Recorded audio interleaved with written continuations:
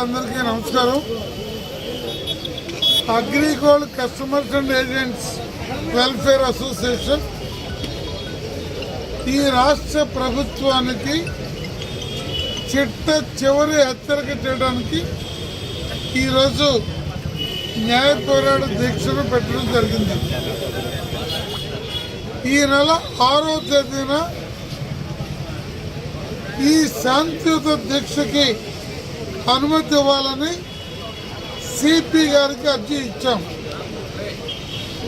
కానీ పోలీసు అధికారులు రాత్రి 9:05 మీరు పెట్టుకోండి అని చెప్పారు.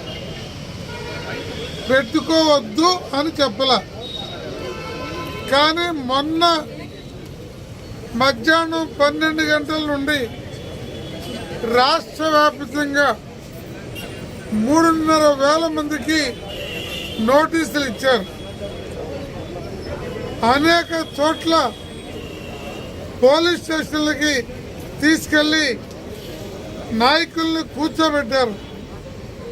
కొన్ని వందల చోట్ల అసోసియేషన్ పెద్దల ఇళ్ల దగ్గర పోలీసుల్ని కాపలా పెట్టారు. అదేమంటే అనుమతి లేదన్నారు. అన్ని ప్రాంతాల నుంచి బయలుదేరే టైం అయిపోయాక విశాఖలో అయితే రాత్రి 1 గంట దాకా ఆ జిల్లా అధ్యక్షుడు మంగరాజుని పోలీస్ స్టేషన్లో ఉంచారు. అలాగే రాష్ట్ర ప్రధాన కార్యదర్శిని పోలీస్ స్టేషన్లో ఉంచారు. ఈ రకంగా శాంతియుత న్యాయ పోరాట దీక్షను కూడా రాష్ట్ర ప్రభుత్వం అడ్డుకుంది. రాష్ట్ర ముఖ్యమంత్రికి ఏమి మేలు జరుగుతుందో తెలియదు. కానీ సాక్షాత్తు ముఖ్యమంత్రి 2017 మార్చి 23న మా దీక్షా శిబిరానికి ప్రతిపక్ష నాయకుని హోదాలో వచ్చి ఆయనే నిమ్మరసం దీక్షాపరులకు ఇచ్చారు. 3 సంవత్సరాలు అయిపోయింది. రెప్ప పాటున మరో 2 సంవత్సరాలు అయిపోతుంది. ఆ తర్వాత వచ్చేది మనందరి ప్రభుత్వం. నాది మానవత్వంతో కూడిన ప్రభుత్వం. నేను మీ అన్నగా, తమ్ముడుగా, మీ కుటుంబ సభ్యునిగా, మీలో ఒకటిగా ఉంటా. చంద్రబాబు గారు 3 లక్షలు అన్నాడు చనిపోయిన కుటుంబాలకి. నేను మరో 7 లక్షలు కలిపి ఊళ్ళో పెట్టి మీ ఇళ్ళకి పంపిస్తా, మిమ్మల్ని ఆదుకుంటా. 11,83,000 కోట్లని వారం రోజుల్లో కేటాయించి 14 లక్షల మంది 20,000 లోపున్న వారికి వారంలో ఇస్తా. మిగిలిన వారికి అతి త్వరలో 6 మాసాల లోపు వడ్డీతో సహా ఇస్తా అన్నాడు.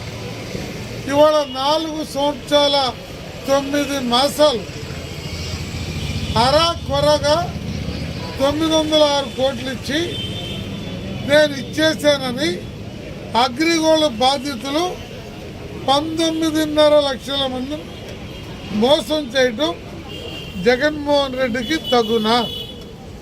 మరలా తిరిగి ఈ రాష్ట్రంలో అధికారం రావాలని ఎమ్మెల్యేలని, ఎంపీలని అడ్డగోలుగా నువ్వు మార్చుకునేటువంటి ప్రయత్నం, 2.5 లక్షల కోట్లు బటన్ నొక్కి పంచానని చెప్పే నీ ప్రయత్నం, 19 లక్షల అగ్రిగోల్డ్ బాధితులకి మానవత్వంతో కూడిన ప్రభుత్వాన్ని చెప్పి వారి కన్నీరు మున్నీరు చేసి రోజు చచ్చి బతికేలాగా చేస్తూ ఒక్కరికి 1 రూపాయి ఎక్స్రేషా ఇవ్వని మీకు మేలు జరుగుతుందా?